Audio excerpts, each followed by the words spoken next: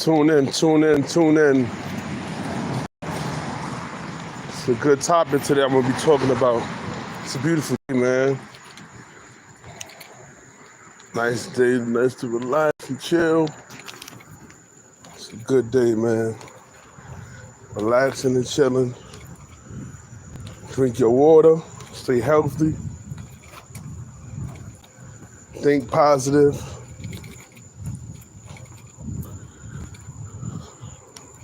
Stay sucker free. Today's gonna be an interesting topic, man, that I'm gonna be touching bases on. I'm gonna be touching bases on extortion in the prison system.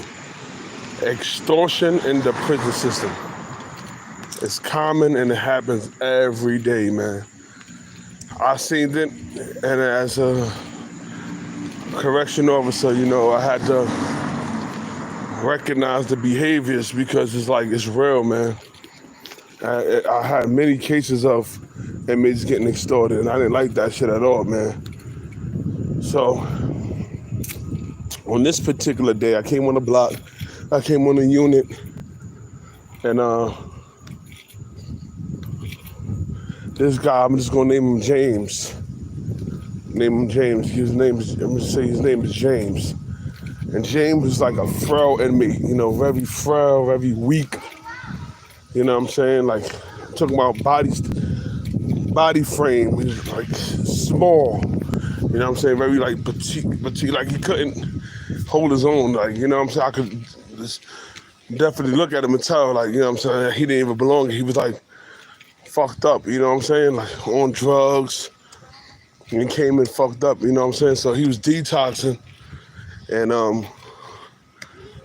like a couple weeks in, notice his behavior. He stay to himself. Like he always stay isolated. Like during the block out, I do my rounds. He'll stay locked in the cell. So I'm like, yo, man, you coming out? You know, get you a breath of fresh air, hit the yard, work out. You know, trying to encourage him to come out. He's like, nah, I'm good. I'm just gonna lay on my bed, stay in. So like the first, I said like a week and a half, the same behavior was becoming like common, you know what I'm saying? I was like, nah. So as I come back on the block, because they switched me over to another unit, I stayed there for a couple weeks, and then I come back on the regular unit, and to that day, he was like calm. He was chilling, he was talking, very outspoken now. I'm like, okay, good, man. He feeling, you know, getting around, getting back to himself. Interacting with the inmates and talking. And then one inmate told me, like, yo, you know, this guy, man, when I came on the block, you gotta pass out the mail every day. You know, on the weekday, Monday through Friday, you get mail. So you give out the commissary slips and who got what and who got money in their account.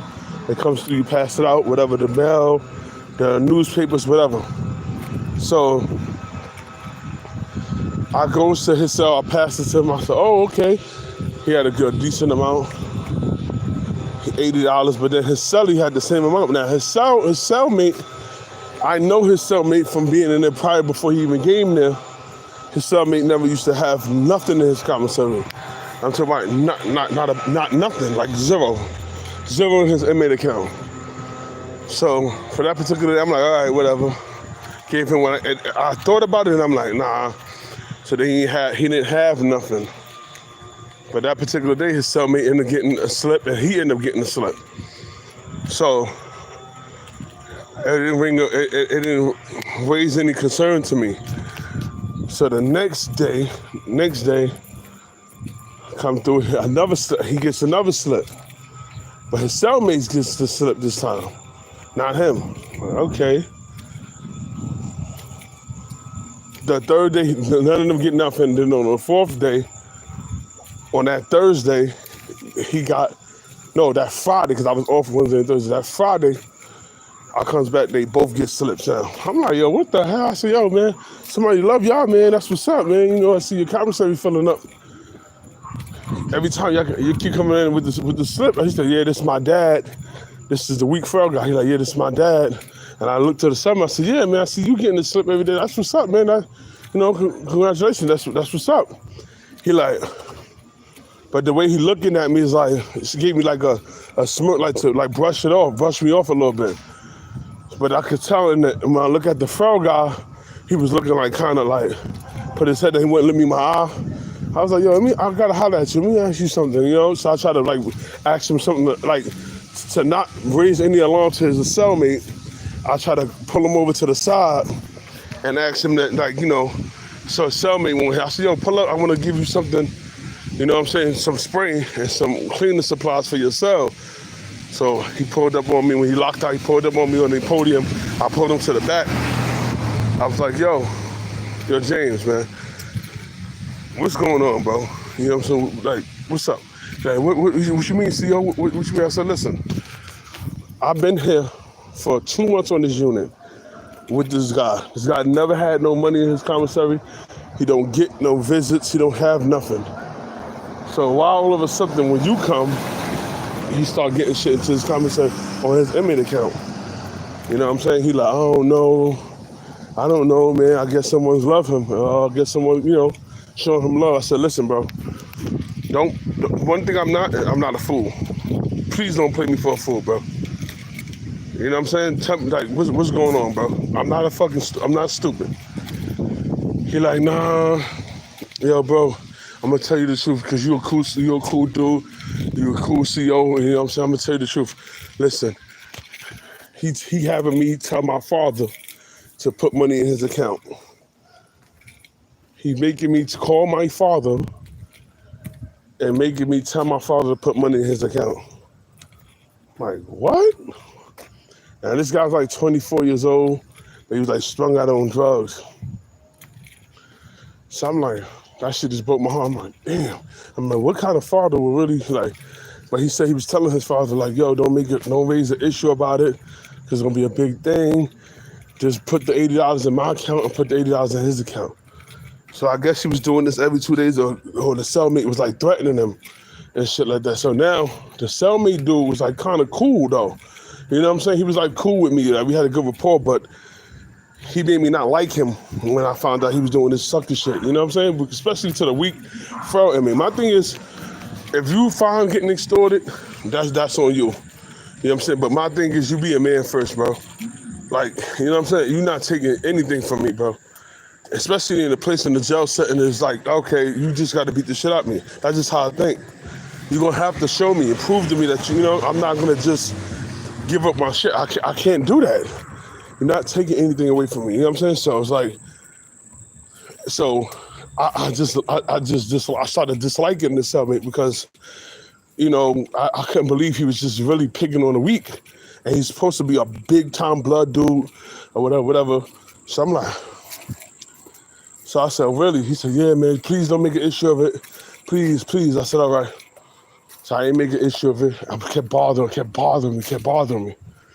So I said, you know what, man?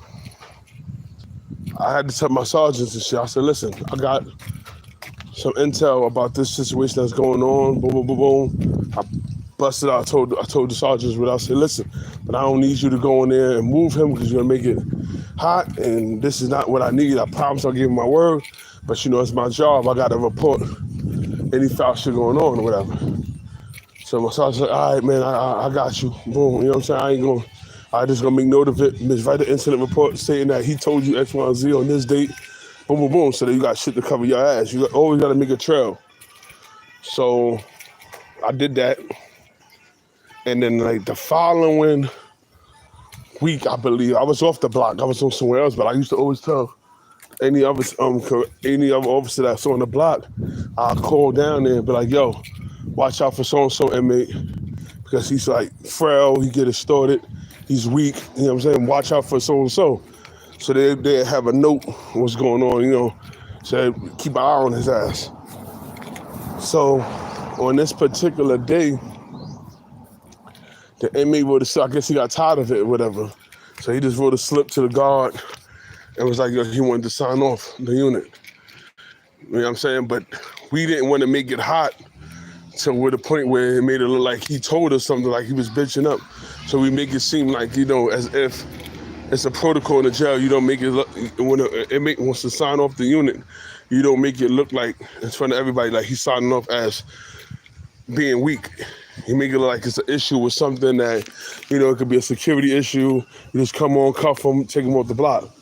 You know what I'm saying? So that way the inmates don't really know what's going on. They probably have a little question, but they won't really know, so they can't really spread it around the jail because they don't know, So that's what we started doing. So we moved him down to the protective custody area of the jail.